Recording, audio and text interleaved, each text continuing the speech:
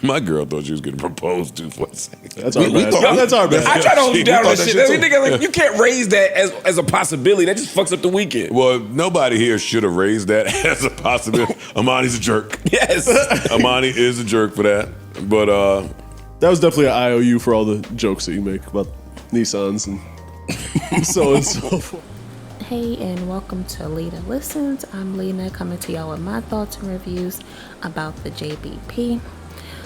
Alrighty, so I finished up the rest of From the 19s pod just to come back and see that Joe kicked Drake's back in some more. Over that song, it's not that bad of a song if you ask me. I like it, it's catchy, it's a good workout song. I like it. But I'm sure, some folks beg to differ. Joe did bring up a good point about certain people not being versed in their topic discussions, and it makes sense. Like any job, you have to study. You gotta be in the know. You don't want to just be sitting up there like a lump on a log. Like it has to feel awkward sitting out of conversations on a podcast that you're obviously being paid to converse with others. Like you're getting paid to converse with one another. I mean, I'm just saying. For example, Mark is versed in all areas, but that's expected considering his career before and during his time at the JBP. Now, he can get a little long-winded if you don't reel him in a bit, but at least he's engaging. And on top of that, he always has some type of wild story that comes out of nowhere, especially the one from this pod. It's like we're unpacking him every other episode, but I like it. Like it shows versatility. Speaking about conversations, I know it was hella awkward for Joe and Sade when the cast was having a possible, air quotes possible, wedding proposal during the trip. I was listening to the pod on Saturday while watering my plants and literally had to get back to my laptop to see their reactions when E dropped the "what if he proposes while they're out there" line. Sir, why? Why would you? I know it was probably a thought for most, but I'm pretty sure y'all knew he was gonna be listening to the pod from the boat. You know, he said it on the last pod. Well, on the last part of the pod, rather. I immediately said to myself, "Oh my God, they're gonna hear this, and any way it goes is gonna be awkward for them to hear while on vacation." Can you imagine hearing it on vacation? One, it would have spoiled the moment, and two, it didn't happen, and now it's just a thought in the air that could have happened. Gotta let people do things on their own time. And I had a feeling that they were going to bring up Dr. Umar in his current situation. I'm pretty sure you all know what that is. We all have the internet. So yeah, I had a feeling they was going to bring it up, especially since he was on the pod before.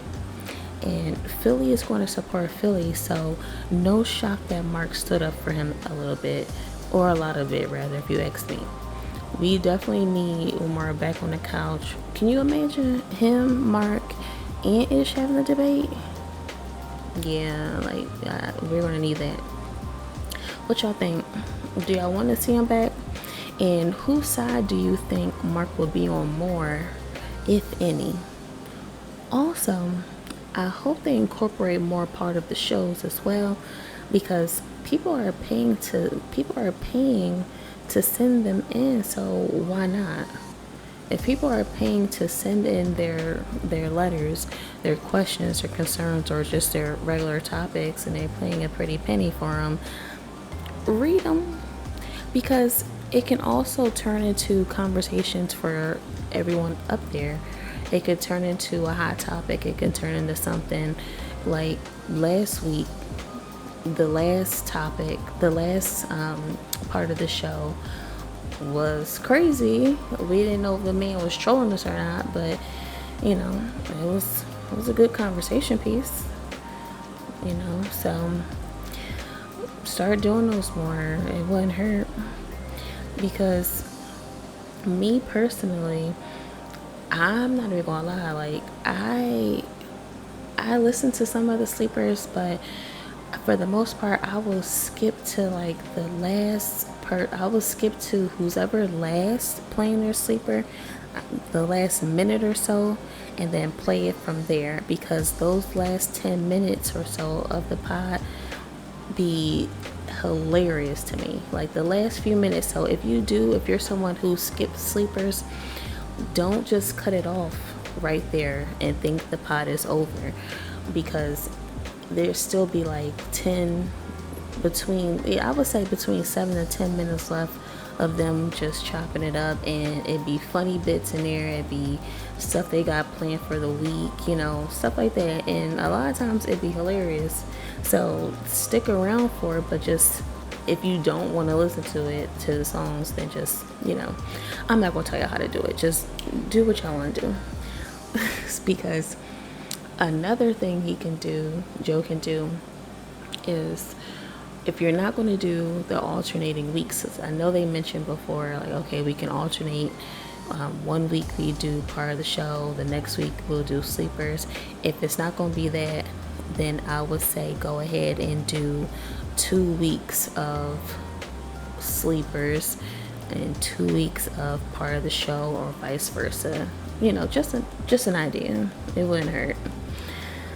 So all in all, it was a good pod to me. Curious to see who's going to be absent next. And I know I said in my last video that Joe didn't acknowledge Ish not being there, but he did at the end of the video. So the video that I dropped before this one, it was just the first half of it. I just wanted to get that welcome back piece to you guys, and then I just went back and finished the rest of the pod. So he did acknowledge that Ish wasn't there. He said he's with us in spirit. Actually, it's going to be flip off next because of the camping trip, but who's to say Joe won't tell someone else to stay back? We'll see. Until next time, you guys, bye.